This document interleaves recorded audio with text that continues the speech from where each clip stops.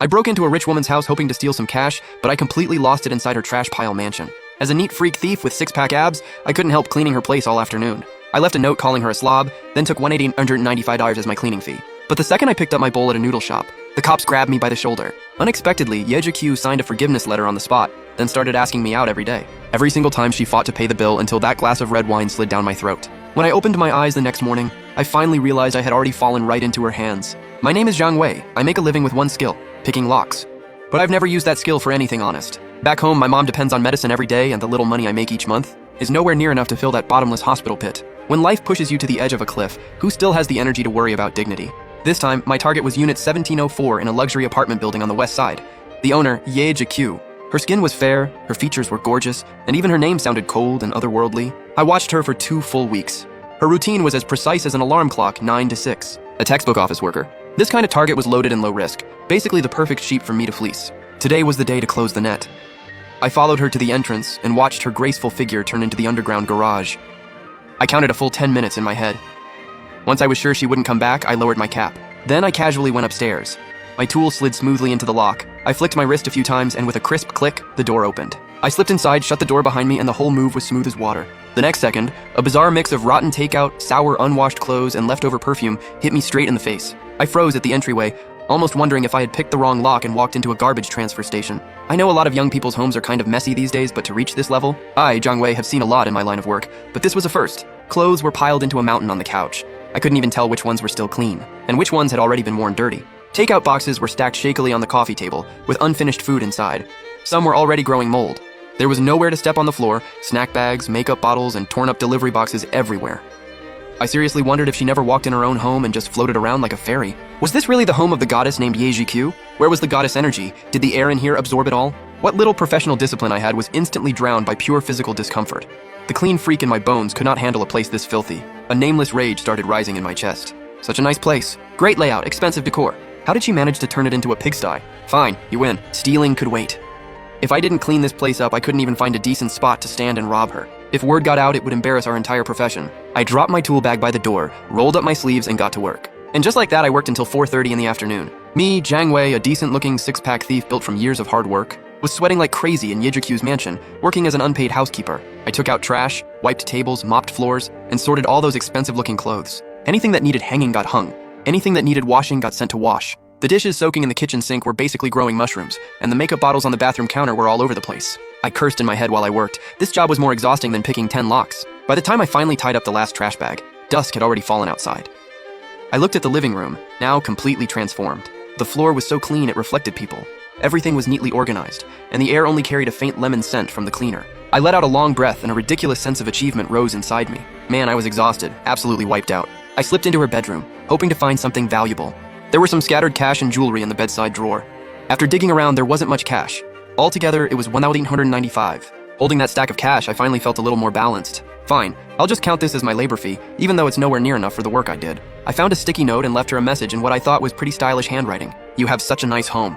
How did you turn it into this? Even I, a thief, couldn't stand it. I started cleaning when you went to work, and it took me all day to finish. I'm seriously dead tired. I'll take the loose cash in the drawer as my payment. If you really don't have time, hire a cleaner. I slapped that note, full of anger and professional concern, onto the coffee table. Then I pocketed the $1,895 cleaning fee, grabbed my tool bag, and left the battlefield where I had fought all day. Yeja Q dragged her nearly broken body back to her front door. Work had been especially hectic today, and she felt completely drained. All she wanted was to kick off her heels and bury herself in that soft pile of clothes. She inserted the key, turned it gently, and with a crisp click, the door opened. But the familiar smell of overnight takeout mixed with perfume didn't rush toward her like she expected. Instead, there was a cool, fresh hint of lemon. Yeja Q's foot froze midair. Is this my home? Like she'd been shocked by electricity, she pulled her foot back and looked up suspiciously to check the door number. 17004. No mistake, this is my dump. Wait, no, this is my royal sanctuary. She carefully leaned half her body inside again, and her eyes suddenly went wide. The floor that had once been swallowed by junk was now spotless. It even clearly reflected her stunned, slightly blank face. The mountain of clothes on the couch had vanished, revealing the textured fabric underneath. The coffee table? Oh my god! She had almost forgotten her coffee table was made of clear glass. She tiptoed inside like a tourist entering a palace for the first time, afraid she might dirty this strangely familiar sacred ground. She lowered her voice and gasped, "Oh my god!" Everywhere she looked, there was cleanliness, there was order. She rushed into the bedroom, and the bed that used to be a disaster was now perfectly made. Even the folds in the blanket looked carefully designed. With trembling fingers, she opened the closet.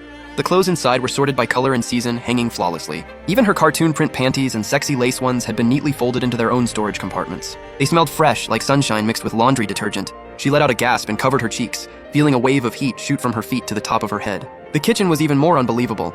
The stove was shining and the range hood reflected her face, which looked adorably frozen from shock. The mountain of dishes in the sink had disappeared, and the drying rack was neat and clean. Did a cleaning fairy show up?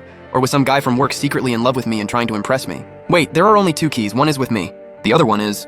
Just as her brain CPU was about to overload, her eyes landed on the overly clean coffee table in the living room. A sticky note stood out immediately. She walked over, picked it up, and the handwriting was actually pretty stylish. You have such a nice home.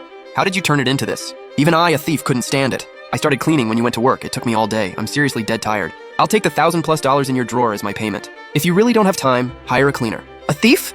Yejikyu snapped back to reality and rushed into the bedroom. She yanked open the bedside drawer and sure enough, the loose cash was gone. A chill shot from her feet to the top of her head. A thief had broken in. But what was wrong with this thief? He didn't touch the expensive jewelry or electronics, only took less than $2 grand in cash. Then he gave her a full, no dead corners, deep clean and even thoughtfully left a note lecturing her. Wasn't there something seriously wrong with this plot? She suddenly remembered the tiny camera hidden inside the plant in the living room. She quickly pulled out her phone and checked the footage. Fast forward, then fast forward again. In the video, a tall, well-built man skillfully opened her door not long after she left. Yejikyu's heart tightened. There he is. But after the man came in, his reaction was exactly the same as hers had been. He clearly froze.